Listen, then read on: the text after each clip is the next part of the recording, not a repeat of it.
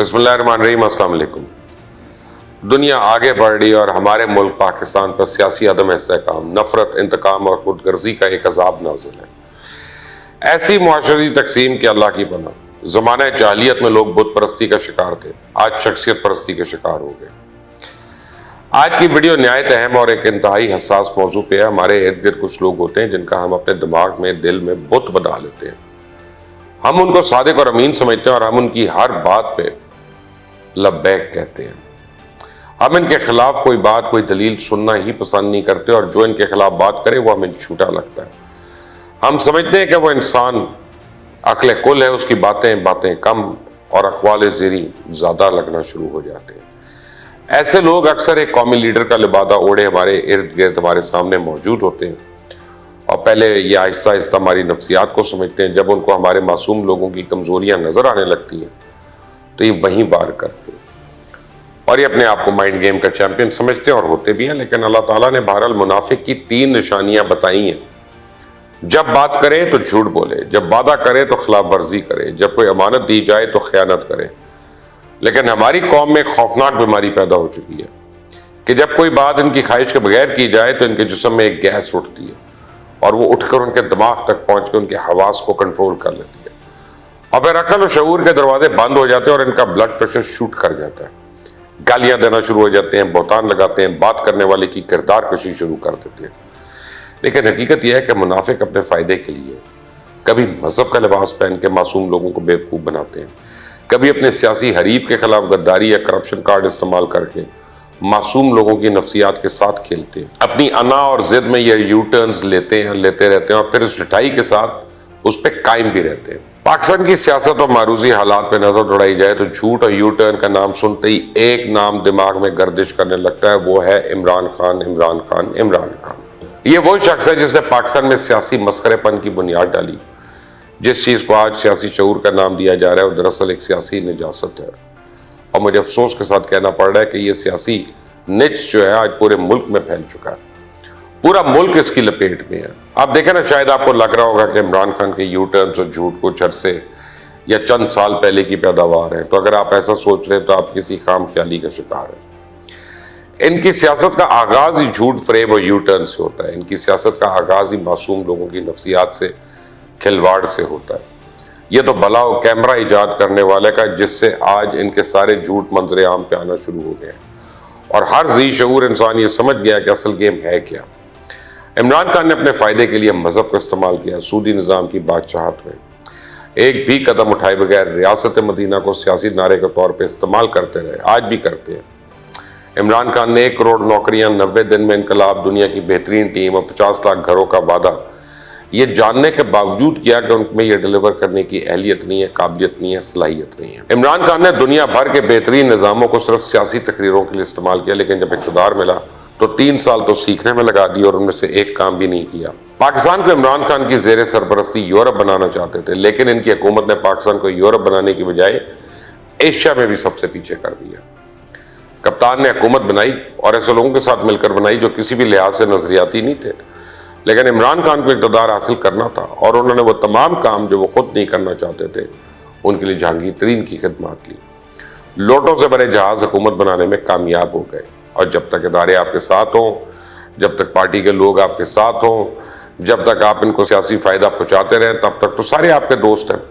आप इनकी गाड़ियाँ इस्तेमाल करके प्रोटोकॉल्स इंजॉय करें, आप हेलीकॉप्टर पे हर जलसे में जा सकते हैं, सियासी फ़ायदे के लिए उन्हें हर तरह इस्तेमाल कर सकते हैं, लेकिन जब कोई आपके झूठ और बहतान सामने लाए तो वो मुल्क का दुश्मन है। और फिर सबसे बड़ी वादा खिलाफी वो 90 दिन का वादा जो इमरान खान ने सिर्फ अवाम की जहनी अय्याशी के लिए किया था। बड़े हाथ पांव मारे गए, कुछ नहीं हुआ, फिर सिर्फ मीडिया और सोशल मीडिया पे अवाम की जहनी अय्याशी की तशहीर कर दी गई। रिजल्ट 0/0। जानबूझकर माठे खिलाड़ी यानी उस्मान बुज़दार की सूरत में कौम पर मुसल्लत किए गए। अगर उस्मान बुज़दार मेरिट पे था तो फिर मेरिट का अल्लाह ही हाफिज है। मुल्क चलाने के लिए जो अमानत कौम ने इमरान खान को दी, इसे इसने अपनी ज़ाती मफादात के लिए इस्तेमाल किया। कुछ दिन पहले जिन चौधरी बरादरान के साथ इक़्तिदार बांटा जा रहा था, जिनसे बनी गाला में लंबी लंबी मुलाकातें हो रही थी, जिसको वज़ीर आला पंजाब बनाने का पूरा मंसूबा मंजर आम पे आ चुका था, उस खानदान के बारे में इमरान खान जो कहते आए हैं वो किससे ढका छुपा है। گجرات کے چور، سب سے بڑا ڈاکو، ملک کو لوٹنے والا، پتہ نہیں کیا کیا. اور کیوں؟ کیونکہ اس وقت قومی لیگ جنرل مشرف کے ساتھ اقتدار میں تھی اور جن سے اقتدار چھیننا ہو اس کو گالی دینا ضروری ہو جاتا ہے تاکہ عوام کی ہمدردی سمیٹی جا سکے. لیکن اقتدار میں آنے کے بعد نہ تو سب سے بڑا ڈاکو رہا، نہ کوئی چور رہا. انہیں وزارتیں بھی دی گئیں اور ان کے مطالبات بھی مانے گئے.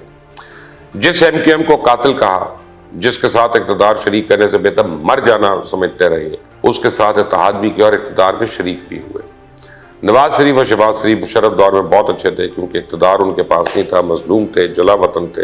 انہیں گالی دینے سے عوامی حمایت ملنے کا کوئی چانس نہیں تھا. کوئی سیاسی میٹنگ، کوئی سیاسی جلسہ ایسا نہیں ہوتا تھا جہاں نواز شریف اور شہباز شریف کی تعریف نہ کی جاتی ہو. کیسے؟ میں آپ کو دکھاتا ہوں. جناب میاں محمد نواز شریف صاحب، میاں شہباز شریف صاحب، آپ کو بھی خوش آمدید کہتے ہیں اور ماشاءاللہ بھی آپ کی آرگنائزیشن سکلز بھی ہم نے دیکھ لی ہیں. آپ کا بہت بہت شکریہ.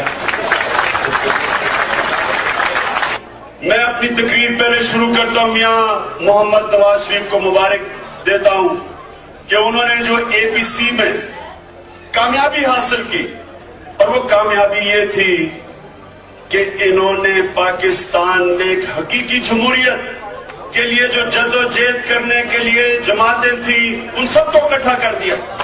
پاکستان کی جو اپوزیشن تھی وہ تحریک نہیں چلا سکتی تھی. اب تک ہم بند کمروں میں صرف ریزولوشنز پاس کرتے تھے، باتیں کرتے تھے. اور ویسے میاں صاحب آپ کو ایک میں بات کہہ دوں کہ جنرل مشرف آپ پہ کافی مہربان رہا ہے. سن لیں میری بات، وہ مہربان ایسے رہا ہے کہ اس نے آپ کی پارٹی کے سارے 2 نمبر لوٹوں کو اٹھا کے کاف لیگ میں ڈال دی. لیکن آج وہ عمران خان کے بقول ملک کے سب سے بڑے دشمن بن گئے. ان سے ملک کی سالمیت کو خطرہ لاحق ہو رہا ہے. وہ ملک کو ڈیفالٹ کرنے کی طرف لے جا رہی ہے. لیکن دراصل ملک کو خطرہ صرف عمران خان آپ سے ہے. آپ ماضی میں بھی جلاؤ گراؤ کی سیاست کرتے رہے اور اب بھی آپ کی باتوں سے یہی لگ رہا ہے کہ آپ مستقبل قریب میں بھی وہی اوچھے ہتھکنڈے استعمال کرنے کا سوچ رہے ہیں. آپ کو ابھی بھی لگ رہا ہے کہ آپ ریاست کے خلاف جلاؤ گھراؤ کی سیاست کر کے اور بلیک میل کر کے اقتدار کی سیڑھی تک اپنے کو راستہ بنا لیں گے. لیکن اب تو نہ وہ پہلے والے زمینی حالات ہیں، نہ آپ کو کوئی مزید لاڈلا بنانے کے لیے تیار ہے. اب یہ خود کو سب سے بڑا محب وطن اور دوسروں پہ غداری کے فتوے صادر کرتے ہیں. انہیں لگ رہا ہے کہ ہم نے معیشت آسمان کی بلندیوں تک پہنچا دی تھی اور حالیہ حکومت نے پھر اس کو زمین بوس کر دی. لیکن ان کو یہ بالکل یاد نہیں کہ ان کی سیاسی نادانی کی وجہ سے ملک کو پہلے کتنا نقصان پہنچتا رہا. لیکن جب آپ کی ساری سیاست صرف جھوٹ اور بہتان تراشی کی بیساکھیوں پہ کھڑی ہو تو آپ کا اپنا جھوٹ بہتان بالکل نظر نہیں آتا، نہ ہی آپ اپنی غلطی تسلیم کرتے ہیں. اقتدار کی لالچ میں یہ اس حد تک آ جاتے ہیں کہ ان کو اپنے علاوہ سب کے سب ملک دشمن اور سازشی عناصر لگنا شروع ہو جاتے ہیں. یہاں تک کہ اب تو آپ اداروں تک کے خلاف جھوٹ اور منفی پروپیگنڈا پہ اتر آئے. مقصود عارف کے نام سے کون واقف نہیں ہے، جسے حالیہ دنوں میں ایف آئی اے نے پکڑا. کس کے کہنے پہ ملک کے اہم اداروں پہ ان کے خلاف ٹویٹر اور دوسرے سوشل میڈیا پلیٹ فارم سے فیک ٹرینڈز چلائے گئے. وہ ادارے جن کے ہاتھوں میں ملک کی سلامتی کی بھاگ دوڑ ہے، اور وہ غلط اور آپ کیسے ٹھیک. اور سب سے پہلے ایک غیر ملکی چینل کو دیے گئے انٹرویو میں یہ جھوٹ بولا کہ ہم امریکہ بہادر کو کوئی فضائی اڈے استعمال نہیں کرنے دیں گے. اور اس کے بعد ان کے کی ورڈ واریئرز نے ایبسولوٹلی ناٹ کا شوشہ چھوڑا، ہیرو بنانے کی ناکام کوشش میں لگ گئے. حالانکہ اداروں کے مطابق نہ تو کوئی فضائی اڈے مانگنے کی بات سامنے آئی، نہ ہی اڈے دینے پر کوئی بحث ہوئی. اس کے بعد امریکی سازش کا بیانیہ بنایا گیا. جلسے میں لوگوں کو بار بار باور کرایا گیا کہ آپ کے ملک کے خلاف ایک بہت بڑی سازش ہو رہی ہے، ملک کو مستقبل قریب میں بہت نقصان پہنچنے والا ہے. ٹویٹر پہ فیک ٹرینڈز چلائے گئے. زر خرید میڈیا غلاموں کو بھی اس کوشش میں لگا دیا گیا. ہر حربہ استعمال کر کے یہ کوشش کی گئی کہ لوگوں کے دماغ میں سازش کا ایک بیانیہ بیٹھے تاکہ آئندہ الیکشن میں سے سیاسی فائدہ حاصل کیا جائے. معصوم لوگوں کی نفسیات سے کھیلا گیا. پھر بالآخر اس بیانیے کی بھی حقیقت سب کے سامنے کھل کر سامنے آ گئی. D G I S P R نے واضح کر دیا کہ اس طرح کوئی سازش نہیں ہوئی، نہ اس طرح کسی بھی قسم کی کانسپریسی، اس کے ثبوت موجود ہیں. اس کے بعد امریکی سازش کے بیانیے والے غبارے سے بھی ہوا نکل گئی. حکومت میں بری طرح ناکامی کے بعد دوسرا وار اعلیٰ عدلیہ پہ کیا جب عدلیہ نے عمران خان کے حق میں فیصلہ نہیں دیا اور ڈپٹی اسپیکر کی حرکت کو غیر آئینی قرار دیا تو عدالت اور معزز ججز کے خلاف ایک سیاسی کیمپین چلی. انہیں بھی سازش کا حصہ قرار دیا اس وقت چیف الیکشن کمیشن کو شریف خاندان کا فرد کہا گیا، حالانکہ اس کی تعیناتی خود عمران خان کی حکومت نے کی۔ جب فیصلہ آپ کے حق میں ہو تو عدالتیں ٹھیک، اور جب آپ کے خلاف آئے تو امریکی سازش۔ کبھی کبھی تحریک انصاف کی ایسی حرکتیں قابل ترس، قابل رحم لگتی ہیں۔ کیا لوگوں کو انصاف ملا؟ کیا تعلیم اور صحت دی؟ نہیں، بالکل نہیں۔ احتساب کو کس نے مذاق بنایا؟ آپ بخوبی اندازہ لگا سکتے ہیں۔ ہر بات میں سیدنا عمر کی مثالیں دی جاتی ہیں، لیکن ان کے برعکس توشہ خانہ میں ملنے والے تحائف کا حساب دینے اور یہ بھی بتانے سے انکار کہ کیا دیا گیا۔ اب خبریں جولر سے آ رہی ہیں کہ 18 کروڑ میں ہار بکی اور پتہ نہیں کتنی گھڑیاں کتنے میں۔ ملک ریاض سے تحائف بنی گالا پہنچتے رہے، کبھی 5 کیرٹ کے ہیرے کی انگوٹھی تو کبھی 5 ارب کی زمین، کبھی فیصل آباد انڈسٹریل ایریا میں 10 ایکڑ زمین، اور آج فرق ہوگی وہ کون نہیں جانتا۔ یہ وہی خاتون ہے جس نے غیر قانونی طور پہ سابق وزیر اعلیٰ پنجاب کے ساتھ مل کے پتہ نہیں کتنے کے قتل کیے، غیر قانونی تبادلوں میں ملوث رہی، اور بغیر کسی حکومتی عہدے کے وہ تمام آسائشیں حاصل کرتی رہی جو شاید ہی کسی حکومتی عہدیدار کو بھی حاصل ہو۔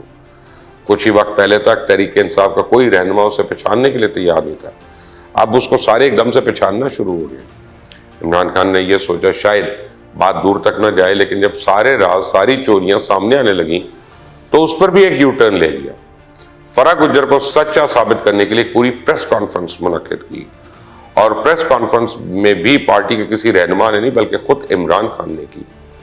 پوری پریس کانفرنس میں سامنے من پسند چینل کے من پسند صحافیوں کو بٹھایا گیا اور فرح گجر کو صداقت کی دیوی کے طور پہ دنیا کے سامنے پیش کیا گیا۔ عمران خان نے یو ٹرن اور بہتان میں پاگل ہو کے بانی پاکستان تک کو نہیں چھوڑا۔ ان کے لیے بھی کہا گیا کہ اگر وہ لنڈن سے واپس آ کے یو ٹرن نہ لیتے تو ملک نہ بنتا۔